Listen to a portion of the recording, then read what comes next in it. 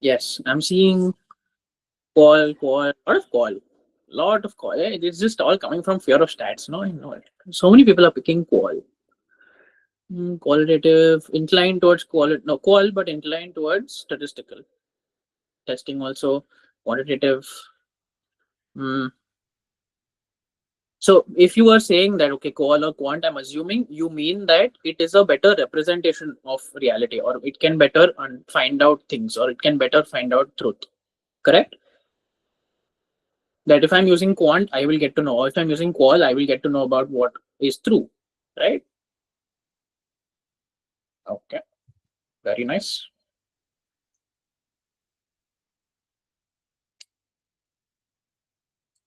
But okay, now tell me about the other side of it. That okay, if you believe that qual is the thing, why do you feel quant can't capture reality? Or if you feel quant is the thing, then why can't qual capture it? Qual gives more open answer with less restriction. Okay.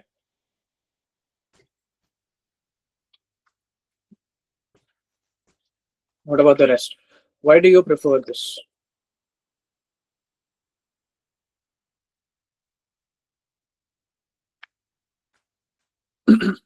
It's just majorly used a lot, gets annoying. Quant, hmm, it is quite often used. Yes. Numeric proof doesn't capture how dynamic mental and social phenomena are. Dynamic, by that I think, I hope you're referring to change, right? Something that is not constant, static. So numbers can change. A number can go from 1 to 2. Allows room for flexibility. I'm not challenging you. I'm just कितनी बार F निकालूंगे जितनी बार data आएगा. What else? Mixed approach. Yeah, you can't sit in the middle. Huh? It's pure myth.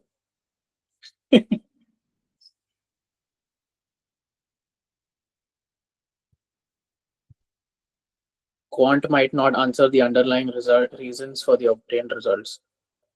We did factor analysis like yesterday. Latent. You cannot tell me that like the very next day. But okay, it makes sense. Generalization is given more focus in quantitative. Yes, correct. Wasn't he the one who went crazy in his basement because he became obsessed with factor analysis? See, it's not nice to, you know, tell people like this about my future. ऐसा अच्छा नहीं होता है.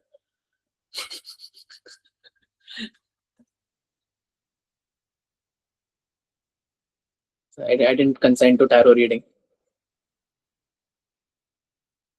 Oh man, that's another thing that's been going on LinkedIn. I don't even feel like opening LinkedIn anymore. But छोड़ो वो बात. Qualitative because it captures depth, more nuanced understanding of lived experience. Okay, fair enough. Shannon investment with stats and records. Yes. So what all you are describing, okay, what you are describing with what you believe, you don't even realize it in a way, but it's your um. Wait, let me reach the slide. It's presenting. Yeah, it's presenting. Okay. What you're describing is your belief about how the world works and how we can get to know about things. And those can somehow influence the results that we obtain, unfortunately, for the better or worse. So, today we're going to deconstruct our own beliefs, our own values, so that we are not a little lost when we're doing this, when we're out doing research. So before we even start with paradigms, let's look at a few components of paradigms. Does anyone know what are the components of paradigms? Give me two.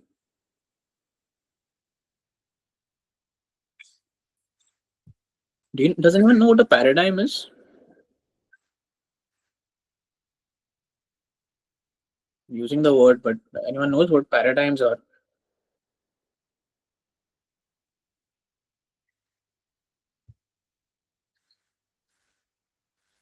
No? Philosophical approach. Okay.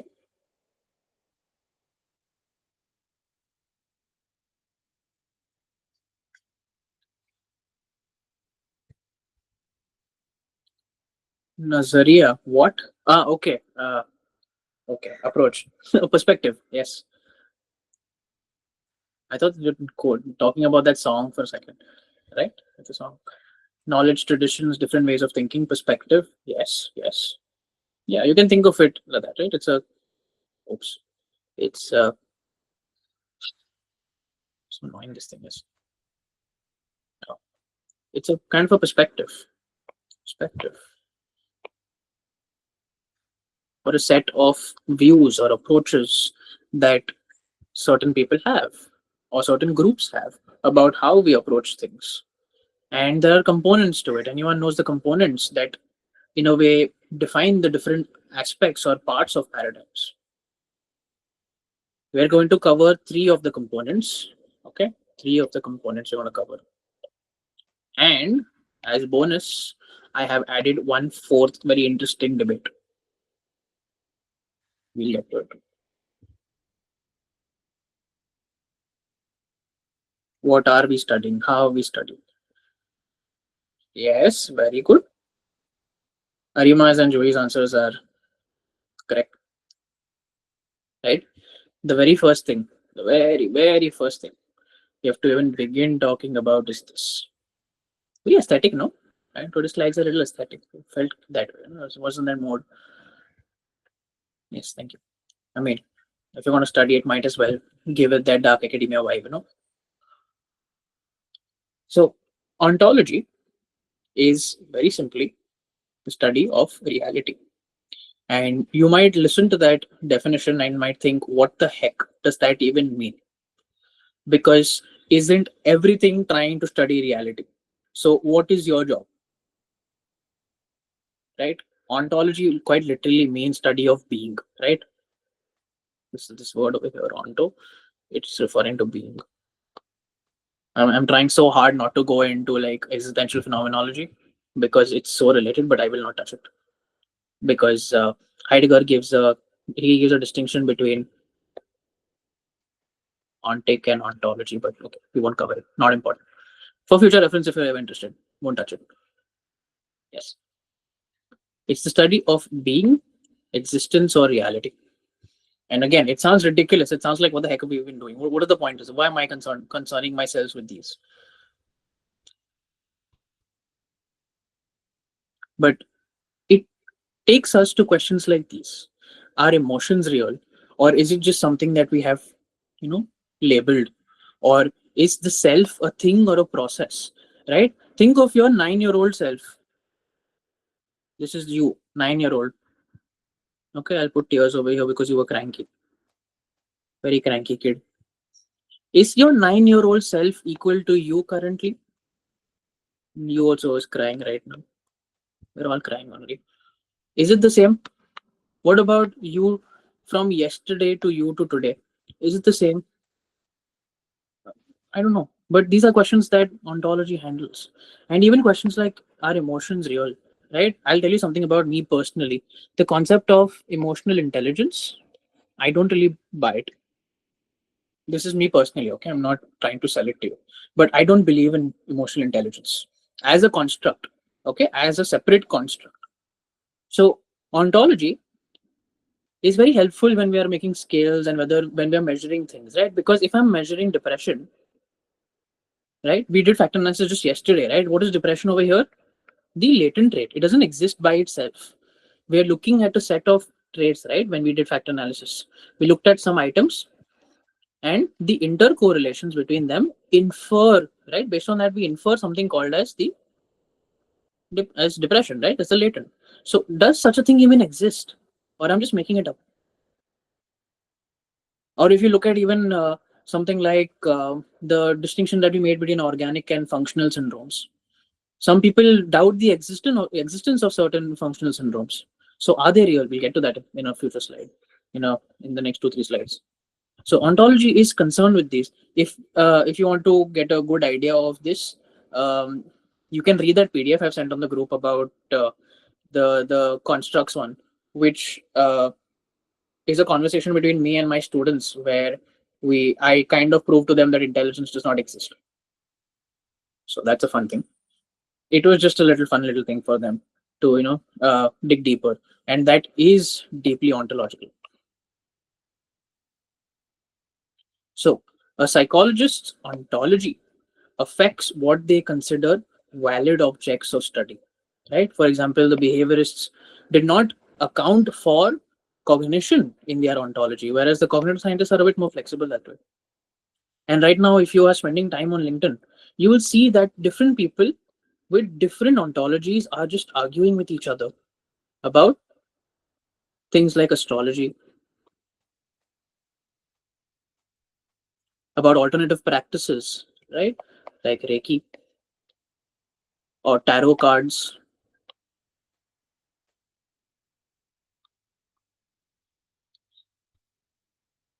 See, look at that.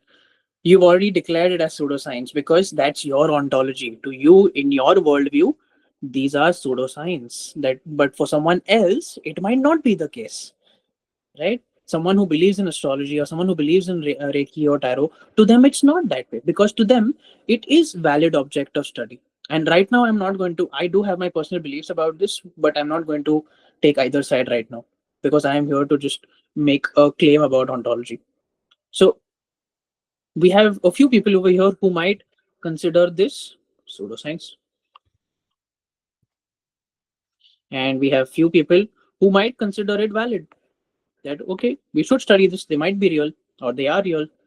So you can see here that your ontology affects what you study, and this is a big problem in terms of uh, the scales that we use, the scales that we create, the research designs that we have, because based on that you are going to try to prove, right? I remember prove or other trying to find support. That's a better way of phrasing it.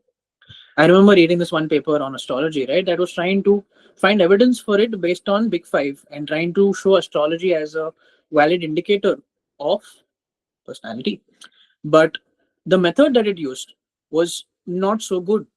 So it also affects the choices that we make when we're designing research. And here it's rather simpler, right? You can take a very definitive stance about it. You can take a very strong stance like, okay, I believe in it, or okay, I don't believe in it. But when it comes to things like some disorders, trauma, emotions, you can't take such strong opinions, right? Trauma, for example. There are some people who claim that trauma is responsible for a good number of conditions, whereas those that do not emphasize as much. So you can't take either extreme side over here as well. So that does end up still affecting what you consider as a valid object of study. So within ontology, there's three areas that you'll primarily see like debates happen or disagreements happen. One is ontology of the mind, right? Is the mind a separate entity or is it just brain activity? Yes, that's a very good line. The Harry Potter one, right? Where Dumbledore tells him that is it real or is it just happening in my head? Of course, it's happening in your head. So, with this, the first one, how many believe that the mind and brain are different?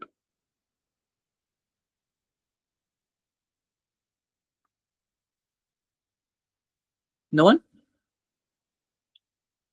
Okay. One person believes that the mind and brain are different.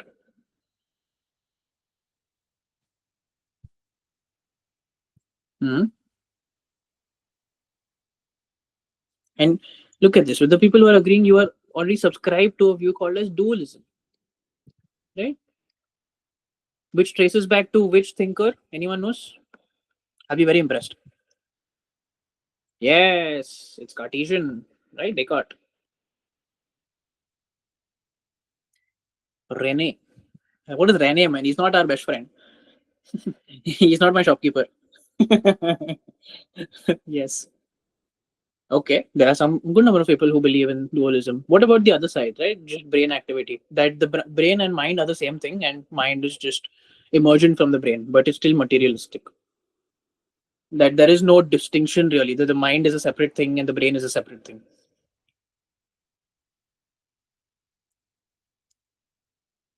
How many believe that? Hmm.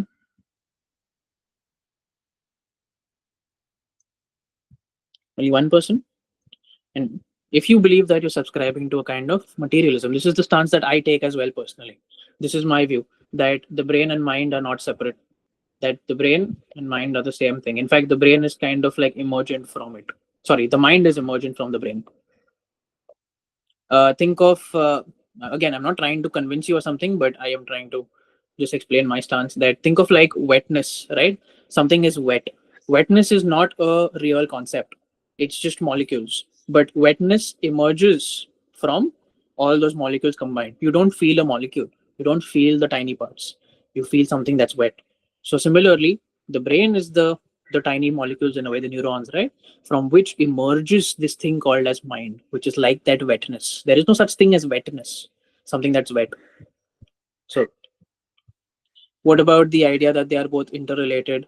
Yes, again, that you will not believe the amount of different. This is that. So, I have only mentioned dualism and materialism. There's interactionism. There's those that believe that mind is separate and this is separate and they interacting with each other. There are those that believe that they are overlapping in a way. There are those that believe that the two are the same thing. So it's you have no idea how many different types are there. This is a very old topic. Then there's also ontology of disorders, right? Are mental disorders real? And this is something that's particularly relevant now because you'll see that over the past, let's say, 50 years, we've had so many disorders included in the DSM, removed from the DSM. ICD 10 used to not even call ADHD as ADHD until recently. Does anyone know what ICD called ADHD before?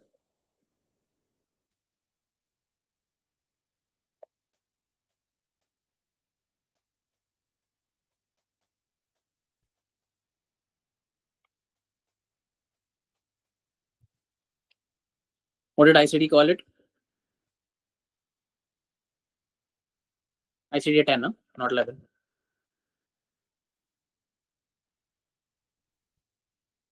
Called it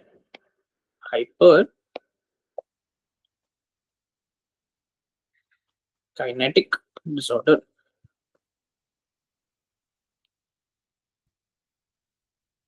right? Hyperkinetic disorder. And to it had a more brain damage kind of a underlying view of it. But now they have abandoned this, thankfully, which is why you would have seen differences in diagnosis rates of ADHD in the US versus like UK, for example. It's okay, they've made the change. It reminds me of the entire debate about announcing DSM. Yeah, that's very relevant here. There's this book called ICD 11, Made Easy, or something like that. I can't remember the exact name. I have to look for it. It's a newer book. In that, the author is was a part of the DSM 4, I think, or DSM 5. He was the head, and he has written this book. His name is Alan Francis, and he goes over the different disorders that have been removed, added, and whether they really make sense. Right. The bigger controversy right now is about PTSD versus CPTSD, complex PTSD. To some people, CPTSD is not really something that's a new category. To them, it's a form of PTSD that's severe. And Alan Francis, the head, right? He was the head of the person who was responsible for, I think, DSM 4, if I'm not mistaken. He is kind of against using this. So the discussion has been going on for a very long time. Lastly, the thing that we already spoke about, right? The self. Is the self stable, multiple, or emergent? And this again goes back a lot. Um, some people used to believe that consciousness and self are the same thing, but lately we don't think that anymore. There's this very good book by Sartre on this, where to him the self is not a part of consciousness. So they have come up with so many disorders. You could experiment, have one new every day. Yeah, there's many. And that brings us to the second thing, one of my favorite fields. What is this? What is epistemology? Yes, very nice. It's the study of knowledge. How do we know what we know? Right? While ontology, oops, this is O missing. Ontology is checking what is there a reality? Yeah, is there a reality and what is its nature? Epistemology, just abbreviate for now, is can we know it?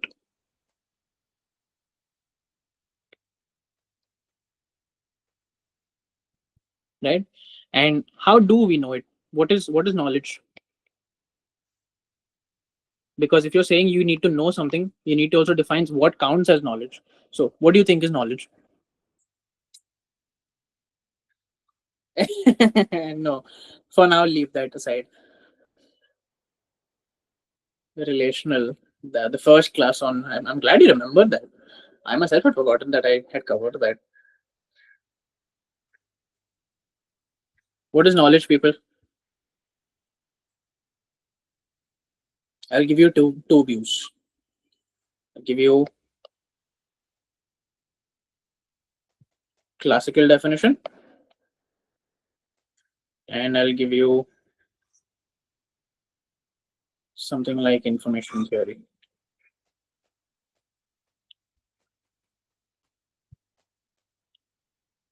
Oops.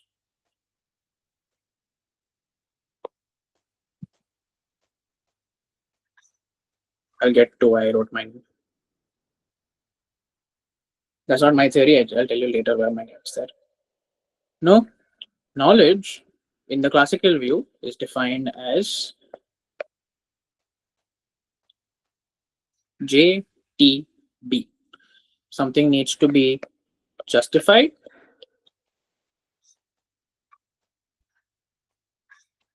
Yes, it needs to be true, and it needs to be something you believe. Right? Take the astrology example I gave somewhere before. Let's say we have a person who believes in it. Yes. Is it true? We don't know. That's the whole problem with this definition, that we can't know it.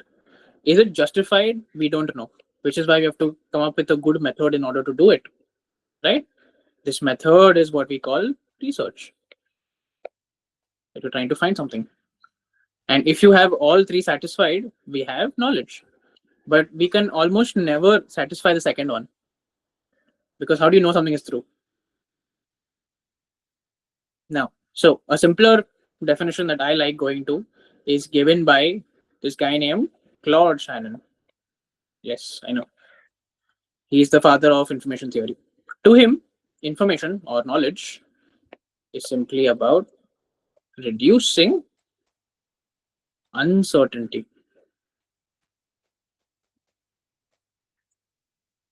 Nice, simple, cute way of describing it, and I like this. It's a nice way. It's not making any claims about truth, about beliefs and stuff. It's just about reducing uncertainty. That's a nice definition.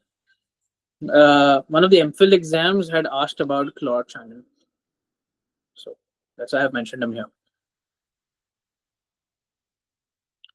There's four sources of knowledge. This fairly simple. Yeah, we can never accept a null hypothesis. Exactly. Good connection. There's four sources. This intuitive, which is considered as just beliefs, right? Sometimes intuition is attributed, right, to something that has is actually cognitive. And I'll tell you what I mean by this. Sometimes people talk about something known as a gut feeling, but it's never really in the gut. It's simply a unconscious, and I don't mean unconscious here in the Freudian way, I mean the cognitive way, that below your level of consciousness there's some processing, and when that answer reaches the conscious awareness, right, the output of it, the process of it doesn't reach you, so it feels like a gut feeling because you're like it came out of nowhere, but it did have its own underlying machine. So if it's easier to think of it like, let's say there's this one box within which there's some workers. Okay, They are working on some product. Okay, they're making some tool, and they then send it to this factory. But this shop has no idea where it came from. So they attribute it to something else only. That okay, it came from here. Yeah, it's very similar. That is exactly how insight works. It's not different from insight, because gut feeling and insight are fairly similar if you think about it. They're just randomly popping out of nowhere. But gut feeling feels more with body as well. Uh, like, you might feel like something is not right. So this again is slightly more related to Antonio Damasio's somatic marker hypothesis.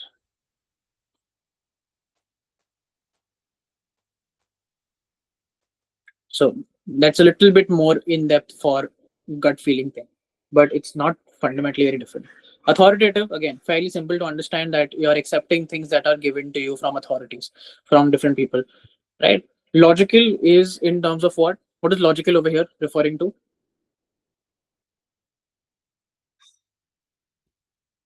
What does it mean when it says logical? Okay, deduction. What else?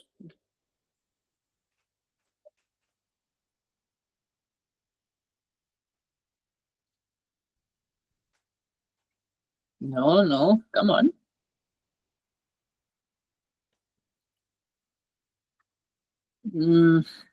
No, I was just giving me synonyms now.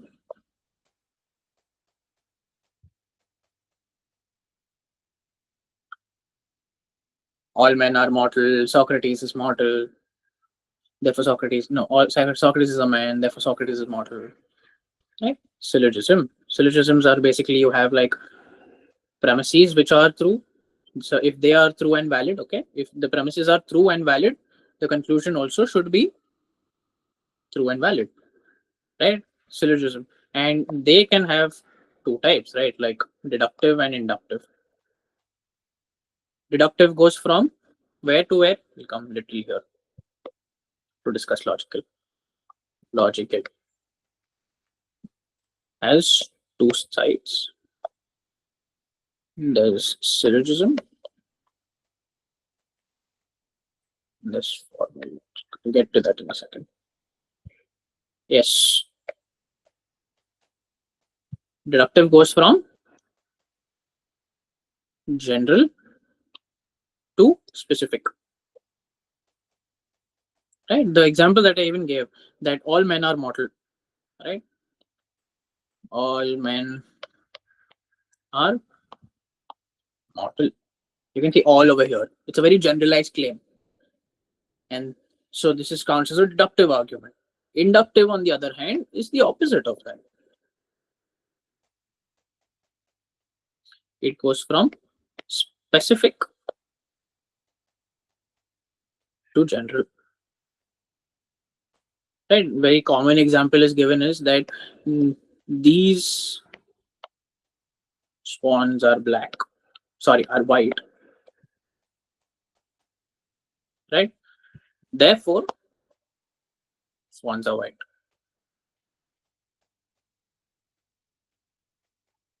So you can see it's very specific. It's not general. What's the problem with this though? What is the issue with this kind of reasoning?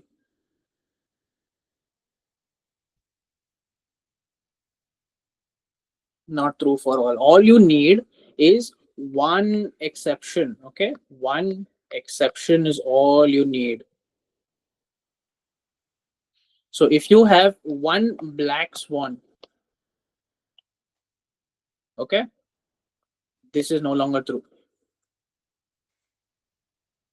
So all you need is one exception to make it wrong in a way, to make it not true. Okay, so this is syllogism. The other side is this called formal logic. Formal logic is kind of building on it, but it's basically using math in a way in order to make arguments or talk about reality. So it'll have something like if P then Q. You might have seen this. Or not Q therefore not P. Or you would have something like P and Q. That is, both need to be satisfied in order for something to be true. Whereas there's also P or Q, right? Or and, where only one needs to be satisfied for it to be true. Let me give an example for conjunction and for and or. For and, let's say that you are on Bumble. Okay, you want a guy that is tall and, let's say, mm, 1 year elder, 1 year elder to you. So if he's only tall, you will not swipe right. If he's only 1 year elder, you won't swipe right. If both are satisfied, then you will swipe right. Whereas let's say that you make a thing that, okay, you know what, let him be either tall or let him be 1 year older. Okay, I'm saying guy because I'm assuming majority of the people here are women, but you can think of it as like, I'm just catering to the audience here. Okay, I'm not being not generalizing. But let's say if it's or, okay, then if he's tall, it's still true. If he's only 1 year older, still true. If it's both, still true. So they use something. They use this formal logic. Uh, if you would have done cognitive psych, in that you'll see formal logic making an appearance. Lastly is empirical. Empirical is very simply, again, there's a lot more to it. Even paper one, yes. But empirical is basically what we do, right? You're doing data collection and stuff. You're trying to find evidence through your senses in a way, what you're observing, reality. But empiricism is almost always inductive. So the same logic, the same problems over there come here. Now, there's two people you need to know when it comes to epistemology. Popper, you might know. Poon, I'm not sure if more people will know. Right? What is Popper known for? Another Carl, guys. We should keep a Carl counter, no? That anytime someone's name is Carl, we have like a thing. And Popper was positivist, you sure? Karl Popper and Thomas Kuhn.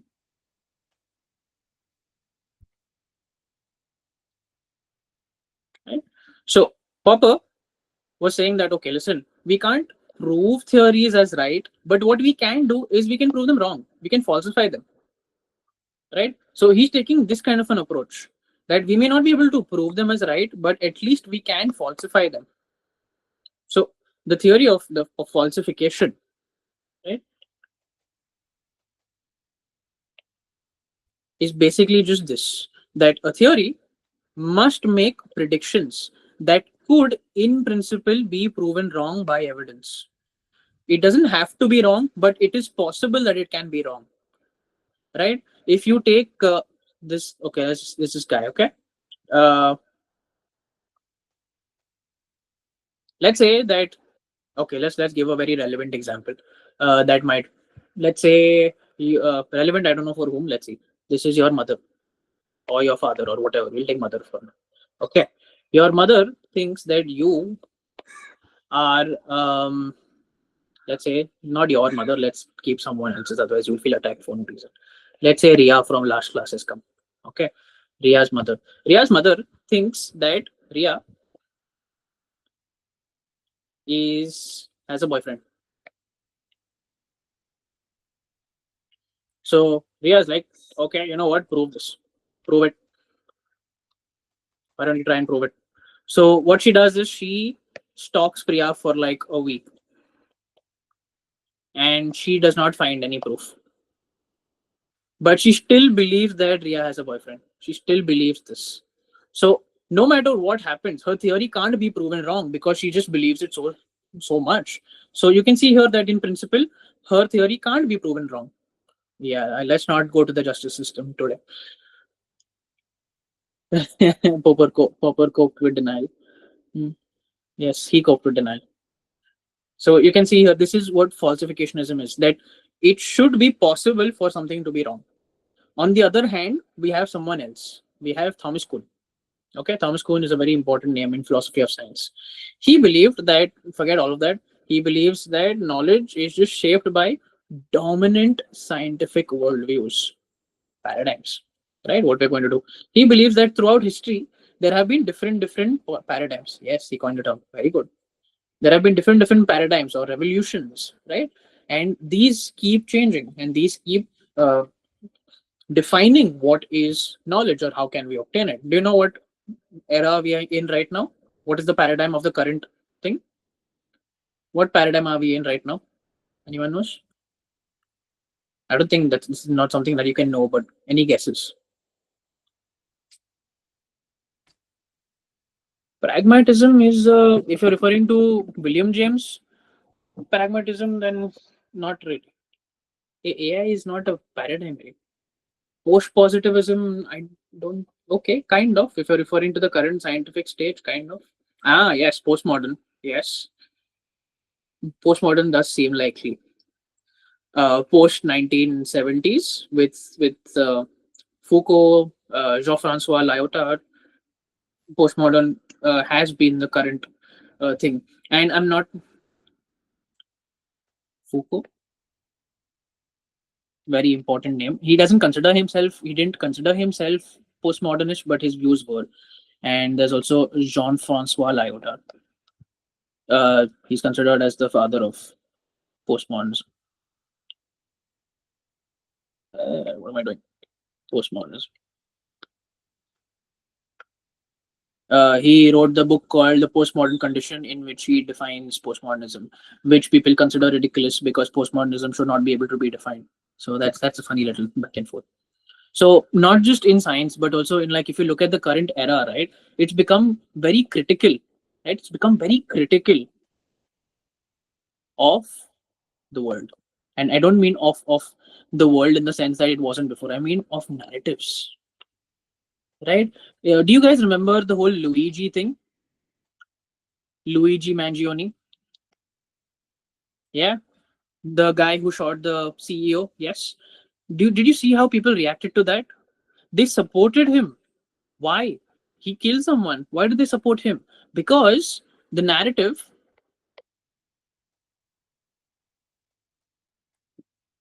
murder is wrong, was met with suspicion, with criticality, because there's a higher narrative over here. Yes, there's a higher narrative over here of what? That the rich are bad.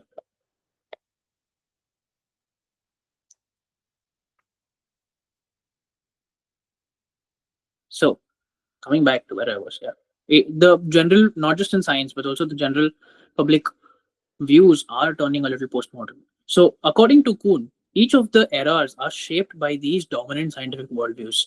Science progresses through revolutions in worldview. And you will see that more of our research that you're taught in psych, right, is starting to become what?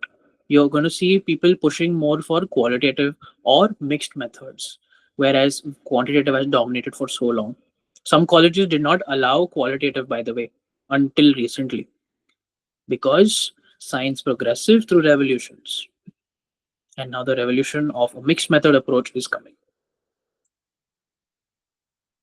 The third component is methodology. That, okay, you believe that this is reality,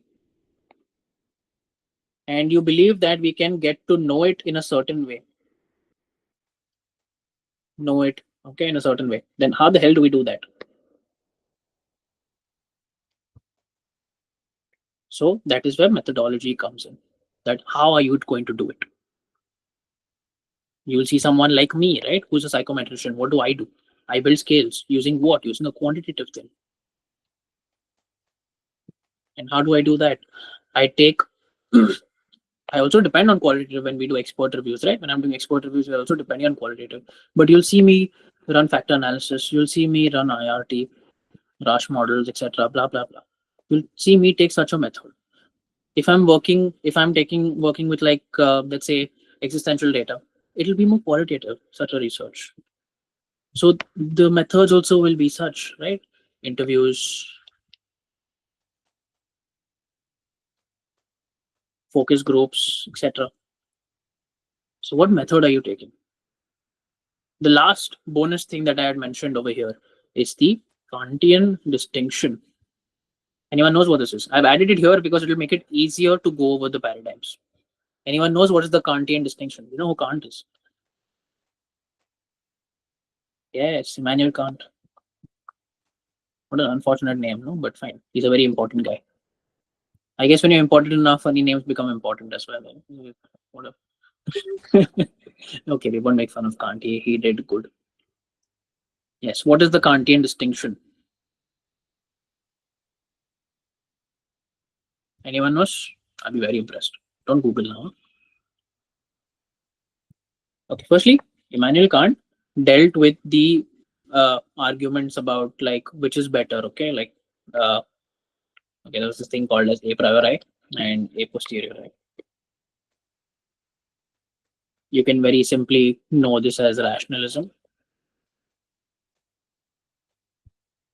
and empiricism.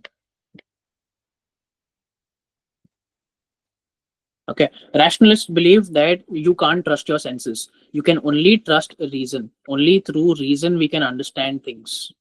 And obviously, the guy who was championing this in a way, who was pushing it forward, was Descartes. On the other hand, the empiricists believe that we can only trust that which we observe. So we are in a way empiricists kind of, because we are looking for data, we are observing, we are collecting, we are running analysis, etc. So only what we can observe is real. Everything else that we can't observe is not real. Okay, and Kant was coming here to be like, listen, both of you shut up. He's like, listen, both of you are important, stop fighting. Both of you have flaws. Read my books, chill. Don't get too hyped up about this. And he came up with a distinction. Okay, this distinction is incredibly useful, incredibly important actually.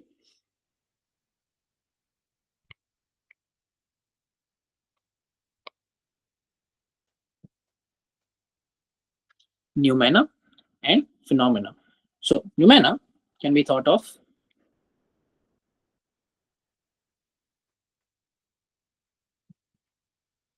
a thing in itself, right? A chair that is exists without our perception of it, or a book or something. Basically, anything that exists independently.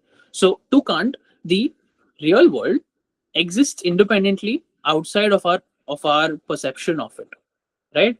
Phenomena, on the other hand, is based on or dependent on our perception. And those very keen-eyed people would have realized that this is exactly where we get phenomenology from. Okay. So this distinction of noumena and phenomena is very, very, very important, because some believe that there is a noumena, some believe that there is not there.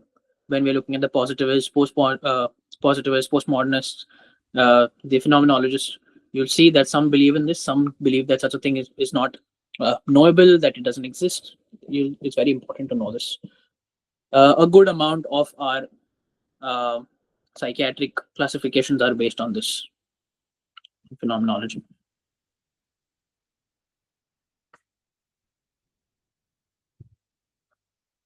Okay.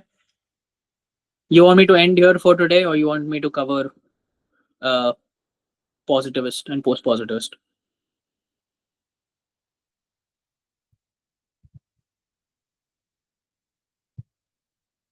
I know you all would have. I'm asking because I know the paper one would have been very heavy. No.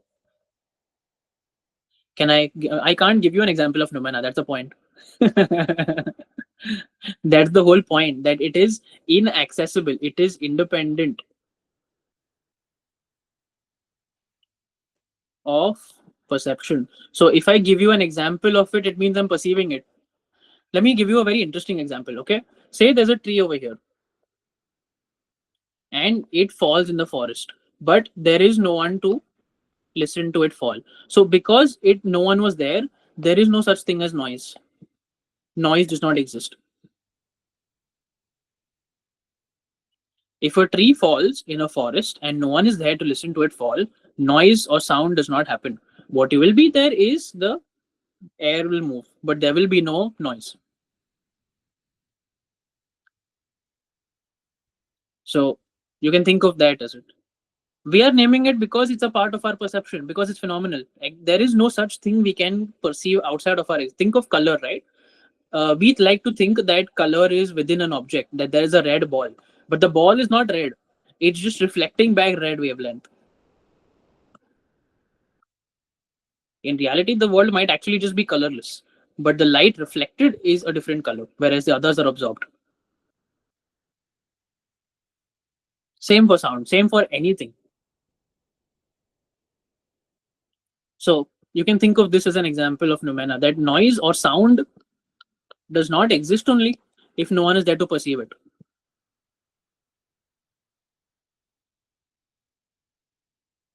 PNL is going on in mind, yes, of course. Even quantum physics observer effect. Let's not go into quantum physics. I mean, it's a fun thing, but not today. After the profit and loss and uh, philosophy of science, give your brain a little rest. Okay, since most have asked to end, we'll end here, and we will not.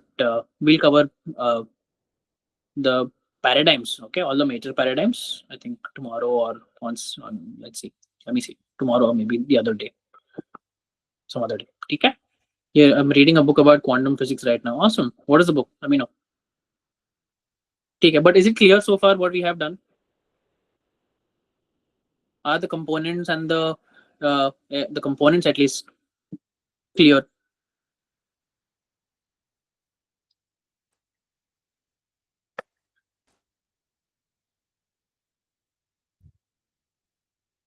Any questions?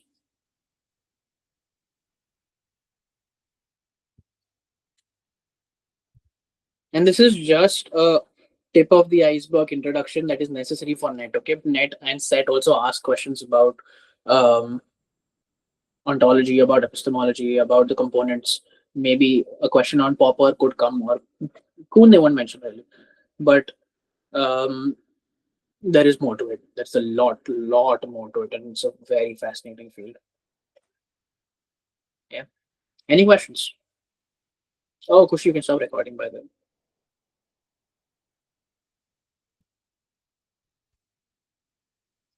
How do they expect us to remember all these names? See, after a while, it just internalizes.